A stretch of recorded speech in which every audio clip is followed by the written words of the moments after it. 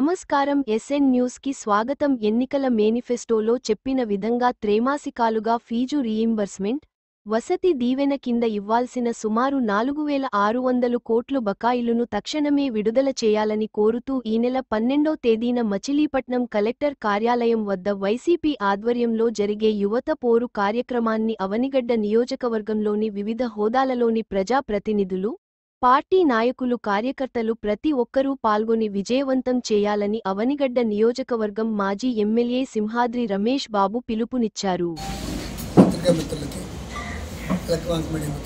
నమస్కారాలు.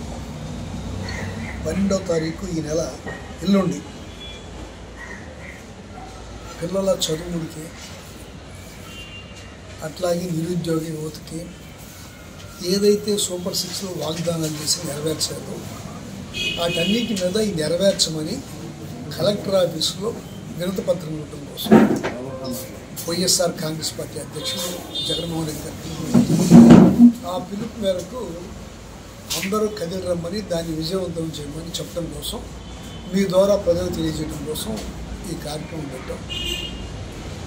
జగన్మోహన్ రెడ్డి గారు పరిపాలనలో 5 ఏళ్ళలో స్కూల్స్, పిల్లల చదువులు, ఆరోగ్యం వీటినన్నింటినీ బాధ్యతగా చేశారని చెప్పి న్యూట్రల్ పీపుల్ కూడా అందరూ చెప్తారు. మీ అందరికీ తెలిసిందే అవన్నీ సక్రమంగా జరిగాయని ప్రతి వాళ్ళు ఒప్పుకుంటున్నారు. ఇది స్కూల్స్ సంబంధించి, పిల్లల చదువుకు సంబంధించి, వైద్యానికి సంబంధించి చాలామంది, ఎక్కువ మంది అప్పుడు బాగుంటుంది చెప్తారు. ఇవాళ కనీసం మన గవర్నమెంట్ హాస్పిటల్లో చూస్తే డాక్టర్లు లేరు, మందులు లేరు. ఇవన్నీ ఒక ఎత్తు అయితే దానికి రమ్మని పిలుపునిస్తా.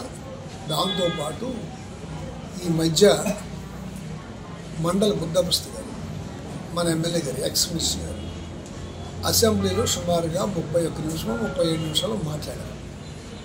ఆ మాట్లాడిన దాంట్లో ఎక్కడన్నా నియోజకవర్గ అభివృద్ధి గురించి కానీ, అవసరం గురించి కానీ మాట్లాడింది లేదు.